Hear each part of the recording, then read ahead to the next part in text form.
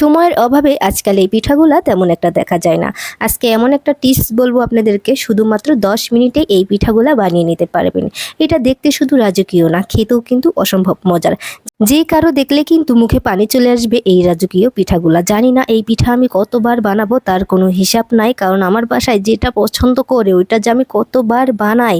প্রথমে কিন্তু আমি পরিমাণ মতো পানি দিয়েছি, সামান্য একটু লবণ দিয়েছি, তারপরে এখানে 1 কাপের মতো চালের গুঁড়া দিয়েছি।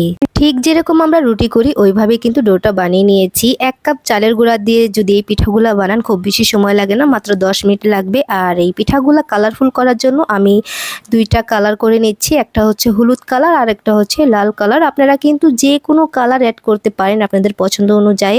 আবার কেউ চাইলে কালার কিন্তু স্কিপ করতে পারেন, কোনো সমস্যা নেই। তো এখন হচ্ছে আমি 2 হাতের তালুতে নেব আর এইভাবে 2টা করে ঘুরলি দিলেই কিন্তু সুন্দর পিঠা হয়ে যাচ্ছে। যারা শর্টকাটে করতে চান আরও যে না আমি আরও শর্টকাটে করব খুবই তাড়াতাড়ি, তারা কিন্তু চাইলে এরকম চামচ কিন্তু সবার বাসায় থাকে। চামচে এভাবে ডোটা নিয়ে চাপ দিতে হবে, তো চাপ দিলে লম্বা লম্বা হয়ে বের হয়ে আসবে। তবে আমার মনে হয় যে হাত দিয়ে করে নিলে এটা দেখতেও সুন্দর লাগে, খেতেও কিন্তু ভালো লাগবে। তো আপনাদের ইচ্ছা আপনারা কোনটা করবেন। তো এই যে দেখেন আমি যে হাত দিয়ে করেছি, এত সুন্দর লাগছে কালারফুল একদম পিঠাগুলা। তো এবার হচ্ছে আমি এখানে হাফ কেজি গরুর দুধ দিয়েছি, মানে একদম খাঁটি যে গরুর দুধ সেটাই দিয়েছি। দিয়ে দিব স্বাদ মতো চিনি, আমি এখানে 1.5 কাপ চিনি অ্যাড করেছি, সামান্য পরিমাণে লবণ দিয়েছি আর 2টা এলাচ দিয়েছি সুন্দর একটা ফ্লেভার আসার জন্য। তো এটা যখন 2বারের মতো বলক উঠে যাবে এই পর্যায়ে কিন্তু পিঠাগুলা দিয়ে দিতে হবে। খুব বেশি জাল করা যাবে না দুধ। তো পিঠাগুলা কিন্তু আমি জাল করে নিব 5 মিনিটের মতো। কারণ হচ্ছে পিঠাগুলা হইতে কিন্তু সেরকম একটা সময় লাগে না, আপনি 4 থেকে 5 মিনিট জাল করে নিলেই দেখবেন যে খুব সুন্দরভাবে সিদ্ধ হয়ে গেছে।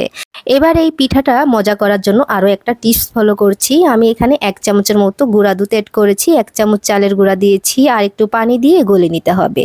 গলে নেওয়া হয়ে গেছে আর এদিক দিয়ে কিন্তু পিঠাগুলোও সিদ্ধ হয়ে গেছে। তারপরে হচ্ছে এই গুঁড়া দুধের মিশ্রণটা আমি অ্যাড করে দিচ্ছি। এই টিপসটা কিন্তু আপনারা অবশ্যই ফলো করবেন, তাহলে কিন্তু দেখবেন যে আপনাদের পিঠার কালারটা আসবে অসাধারণ, খেতে লাগবে অনেক ভালো, অনেকটা গাঢ় হয়ে যাবে। যদি আপনি শুধুমাত্র দুধ দিয়ে রান্না করেন সেক্ষেত্রে এটা কিন্তু পাতলা পাতলা লাগবে, খেতেও সেরকম ভালো লাগবে না, দেখতেও সুন্দর লাগবে না।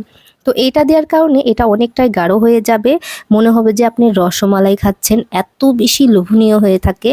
তো এটা দিয়ে কিন্তু খুব বেশি জাল করতে হয় না, 2 থেকে 3 মিনিট জাল করে নিলে কিন্তু সুন্দরভাবে এটা হয়ে যায়। দেখেন কালারটা কিন্তু মাশাআল্লাহ অসাধারণ এসেছে। আপনারা কিন্তু নিজেরাই অবশ্যই কমেন্ট করে জানাবেন আসলে কেমন হয়েছে। ভিডিওটি ভালো লাগলে অবশ্যই শেয়ার করে রেখে দিতে পারেন, যাতে করে আপনি দেখে দেখে পরবর্তীতে বানাতে পারেন। কারণ এখানে 2-একটা টিপস আছে, যদি আপনি কোনো কিছু মিস করে ফেলেন তাহলে কিন্তু এভাবে পারফেক্ট বানাতে পারবেন না, আর খেতে কিন্তু সেরকম মজাও হবে না।